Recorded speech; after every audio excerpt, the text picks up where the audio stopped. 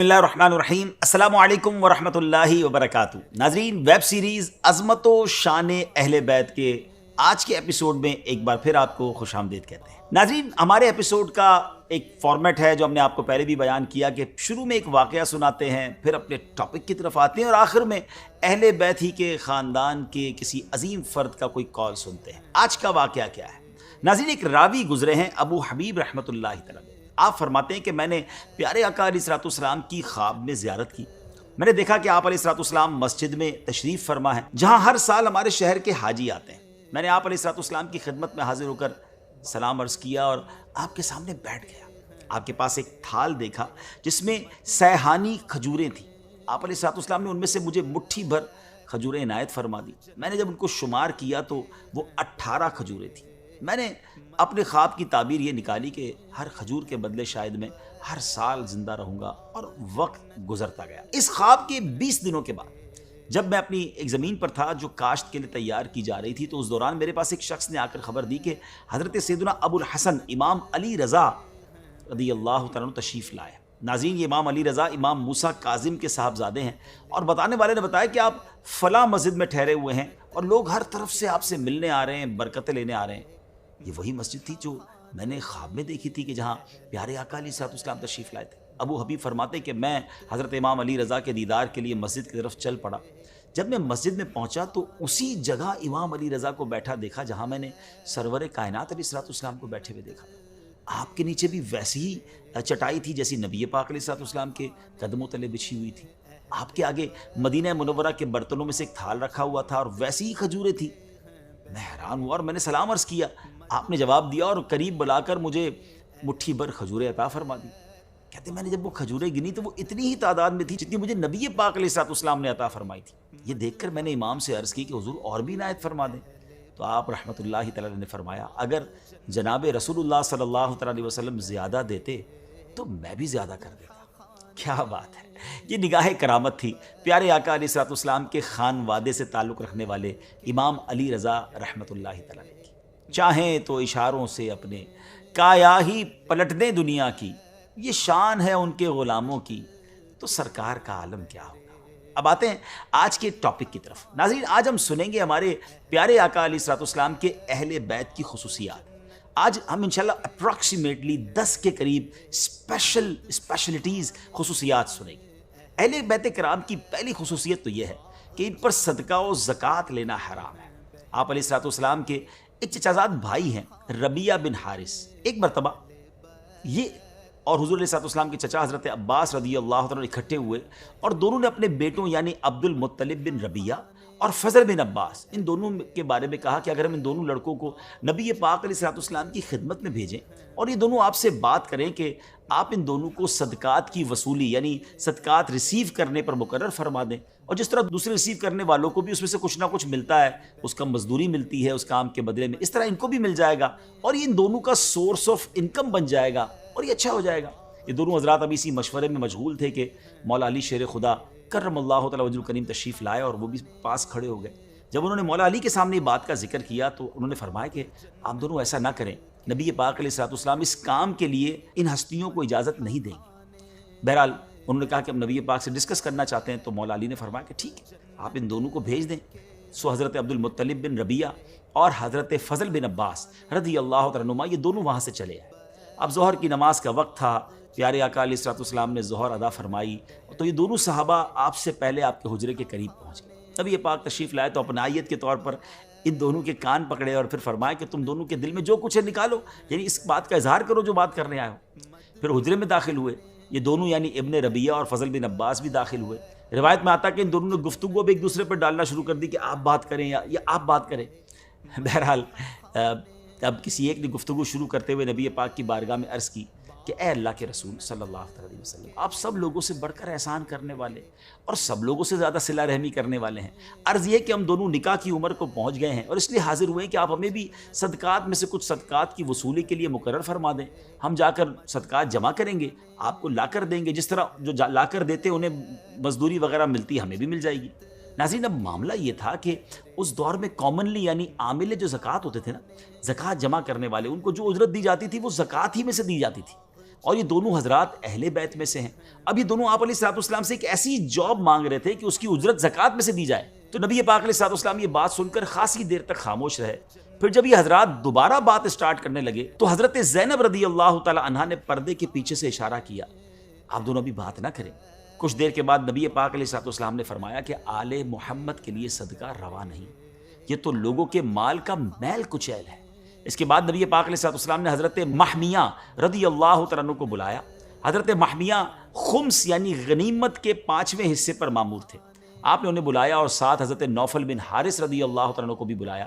جب یہ دونوں نبی پاک کی بارگاہ میں آ گئے تو حضرت محمیہ رضی اللہ تعالیٰ عنہ سے کہا کہ فضل بن عباس سے اپنی بیٹی کا نکاح کر دو، اور نوفل بن حارث رضی اللہ تعالیٰ عنہ سے کہا کہ تم ابن ربیعہ سے اپنی بیٹی کا نکاح کر دو۔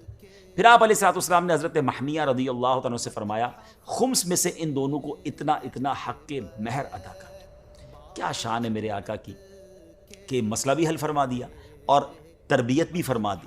اس قسم کی اور بھی بہت سی روایت ہیں جو ہمیں بتاتی ہیں کہ اہل بیت کرام ہاشمیوں کے لیے صدقات واجبہ اور زکوٰۃ حرام ہے۔ پیارے آقا علیہ الصلوۃ والسلام نے فرمایا اے بنو ہاشم، بے شک اللہ تعالیٰ نے تم پر لوگوں کا دھون، ان کے اوساخ یعنی میل حرام فرمائے ہیں، اور تمہارے لیے اس کے بدلے غنیمت کا 5واں حصہ مقرر فرمایا۔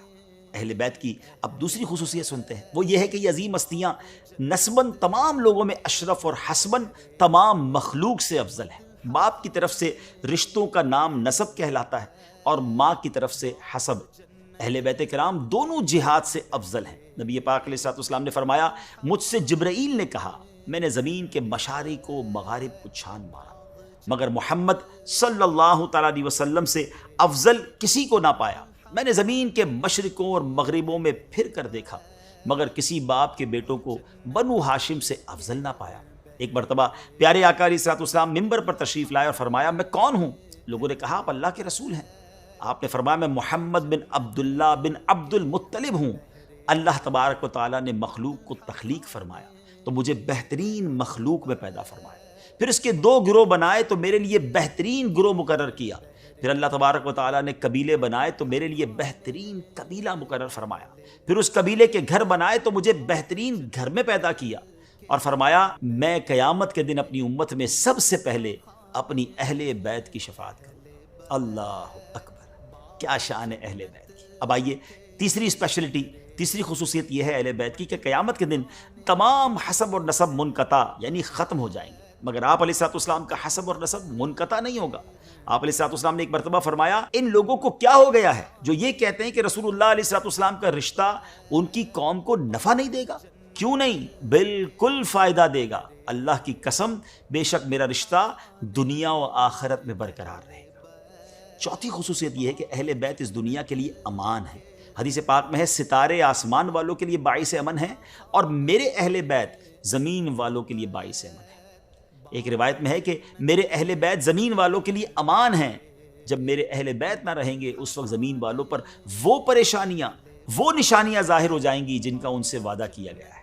علماء کرام فرماتے ہیں دنیا سے سادات کرام کا اٹھ جانا قیامت کی نشانیوں میں سے ایک نشانی ہے، یعنی جب دنیا میں کوئی ایک بھی سید زادے موجود نہیں رہیں گے تب قیامت آ جائے گی، اور اس میں حکمت یہ ہے کہ قیامت بدترین لوگوں پر آئے گی جبکہ سادات کرام دنیا کے بہترین لوگ ہیں۔ اب آتے ہیں 5ویں خصوصیت کی طرف، وہ یہ ہے کہ ان کی محبت فرض ہے، ان کی محبت دین کا حصہ ہے۔ پیارے آقا علیہ الصلوۃ والسلام کے سارے شہزادوں، ساری شہزادیوں سے محبت و عقیدت رکھنا، حسنین کریمین سے لے کر آج تک جتنے سادات کرام ہیں ان سب سے محبت کرنا، ان کا احترام کرنا، اس کی عزت بجا لانا ہم سب پر لازم ہے۔ دلیل وہی آیت مودت ہے، تم فرماؤ میں اس پر یعنی تبلیغ دین پر تم سے کوئی معاوضہ طلب نہیں کرتا مگر قرابت کی محبت۔ علماء کرام فرماتے ہیں رسول پاک علیہ الصلوۃ والسلام کی اہل محبت کی محبت ہم پر واجب ہے، اہل بیت کی محبت ہم پر واجب ہے، اور اس کے کئی اسباب ہیں۔ ایک یہ کہ انہوں نے اسلام قبول کرنے میں سبقت حاصل کی، یہ ان کی بہت بڑی فضیلت ہے۔ دوسرا یہ کہ وہ رسول پاک علیہ الصلوۃ والسلام کے قریبی ہیں، اور یہ امتیاز بہت عظیم ہے۔ تیسرا یہ کہ خود نبی کریم علیہ الصلوۃ والسلام نے ان کی محبت اور تعظیم پر امت کو ابھارا ہے۔ اور چوتھا یہ کہ ان سے محبت در حقیقت رسول پاک علیہ الصلوۃ والسلام سے محبت ہے۔ ناظرین اب آتے ہیں چھٹی خصوصیت کی طرف، وہ یہ ہے کہ ان کی محبت عزت میں اضافے کا سبب بنتی ہے۔ حضرت بشر حافی رحمۃ اللہ تعالی کو خواب میں پیارے آقا علیہ الصلوۃ والسلام کی زیارت ہوئی، آپ علیہ السلام نے فرمایا اے بشر کیا تم جانتے ہو کہ اللہ پاک نے تمہیں تمہارے زمانے کے اولیاء سے زیادہ بلند مرتبہ کیوں عطا فرمایا؟ آپ رحمۃ اللہ تعالیٰ نے عرض کی یا رسول اللہ صلی اللہ تعالیٰ علیہ وسلم میں نہیں جانتا۔ تو آپ علیہ السلام نے ارشاد فرمایا اس لیے کہ تم میری سنت کی پیروی کرتے ہو، نیک لوگوں کی خدمت کرتے ہو، اپنے مسلمان بھائیوں کی خیر خواہی یعنی انہیں نصیحت کرتے ہو، اور سب سے بڑھ کر اہم بات میرے صحابہ کرام اور میرے اہل بیت اطہار رضی اللہ تعالیٰ عنہم سے محبت کرتے ہو۔ یہی وہ سبب ہے جس نے تمہیں نیک لوگوں کی منازل تک پہنچا دیا ہے۔ ناظرین کرام، اہل بیت کرام کی 7ویں خصوصیت وہ یہ ہے کہ وہ سب سے پہلے جنت میں داخل ہوں گے۔ مولا علی شیر خدا کرم اللہ تعالیٰ وجہ الکریم نے ایک مرتبہ پیارے آقا علیہ السلام سے شکایت کی کہ لوگ مجھ سے حسد کرتے ہیں، تو آپ نے مولا علی سے فرمایا اے علی کیا تو اس پر خوش نہیں کہ جنت میں سب سے پہلے 4 افراد میں، آپ اور حسن و حسین داخل ہوں گے، جبکہ ہماری ازواج ہمارے دائیں بائیں اور ہماری اولاد ہماری ازواج کے پیچھے ہوگی۔ اللہ اکبر، کیسا خوبصورت کاروان ہوگا۔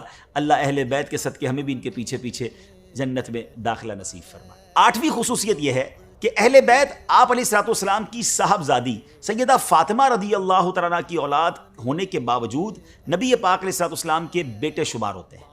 پیارے آقا علیہ السلام نے فرمایا اللہ تبارک و تعالیٰ نے ہر نبی کی ذریت اس کی صلب سے جاری فرمائی، اور میری ذریت علی کی صلب سے چلے گی۔ سبحان اللہ، کیا بات ہے مولا علی کی۔ اور نبی خصوصیت یہ ہے کہ جو شخص ان سے اچھا سلوک کرے گا آپ علیہ السلام قیامت کے دن اسے اس کا بدلہ دیں گے۔ آپ علیہ السلام کا فرمان ہے جو شخص میرے وسیلے کا طالب ہے اور اس کی خواہش ہے کہ قیامت کے دن میری شفاعت کے حصول کے لیے مجھ سے اچھا سلوک کرے تو وہ میرے اہل بیت سے صلہ رحمی کرے اور انہیں خوش کرے۔ 10ویں خصوصیت یہ ہے کہ ان کی محبت عمر کو طویل اور قیامت کے دن چہروں کو منور کرتی ہے، جبکہ ان کا بغض اس سے الٹ برے نتائج کا سبب بنتا ہے۔ آپ علیہ السلام نے فرمایا جس کی خواہش ہے کہ اس کی موت میں تاخیر ہو جائے اور وہ خدا تعالیٰ کی نعمتوں سے لطف اندوز ہو، اسے چاہیے کہ وہ میرے بعد میری اہل بیت سے اچھا سلوک کرے۔ جو شخص میری آل سے اچھا سلوک نہیں کرے گا اس کی عمر کٹ جائے گی اور وہ قیامت کے دن ہمارے سامنے بدنما ہو کر آئے گا۔ اللہ اکبر۔ ناظرین، یہ 10 خصوصیات ہم نے اہل بیت کرام کے بارے میں سنی۔ اللہ کریم ہمیں اہل بیت کی سے سچی غلامی نصیب فرمائے، ان سے سچی محبت نصیب فرمائے۔ دیکھیں آج وہ عظیم ہستیاں تو ہمارے درمیان نہیں ہیں، مگر آل رسول آج بھی تو ہمارے درمیان ہیں نا۔ ہمارے آس پاس ہمارے قریب سید صاحبان ہوتے ہیں، کچھ نہ کچھ ان کی خدمت کیجیے، ان کی دعائیں لیجیے۔ ہمیں کسی سید زادے کی اگر خدمت کا موقع ملتا ہے تو یہ انشاءاللہ نبی پاک کی رضا کا باعث بنے گا۔ اب اپنے پروگرام کو، اپنے ایپیسوڈ کو ختم کرنے سے پہلے ایک خوبصورت گولڈن ورڈ سنتے ہیں، خوبصورت کال سنتے ہیں۔ امام تقی محمد جواد رضی اللہ عنہ کا فرمان، آپ فرماتے ہیں دین عزت ہے، علم خزانہ ہے، خاموشی نور ہے، تنہائی زہد و تقویٰ ہے۔ بدعت جیسی کوئی چیز دین کو نقصان دینے والی نہیں، اور نہ ہی طمع اور حرص جیسی کوئی چیز انسان کو خراب کرنے والی ہے۔ راعی کے ساتھ رعیت کی اصلاح ہوتی ہے، دعا سے مصیبت دور ہوتی ہے۔ جس شخص نے صبر کو سواری بنایا وہ نصرت کے میدان میں پہنچ گیا، جس نے تقویٰ کے درخت لگائے وہ امیدوں کے پھل چنے گا۔ کیا بات ہے، کچھ ہی جملوں میں کیا کچھ عطا فرمایا۔ اللہ مجھے اور آپ کو اس سے پھول چن کر اپنے دل کے گلدستے میں سجانے کی توفیق عطا فرمائے، اور اللہ کرے کہ ہم بھی اہل بیت کے نقش قدم پر زندگی گزاریں۔ اپنی دعاؤں میں یاد رکھیے گا، اگلے ایپیسوڈ میں پھر ملاقات ہوگی۔ صلو علی الحبیب صلی اللہ تعالی علی محمد صلی اللہ علیہ وسلم۔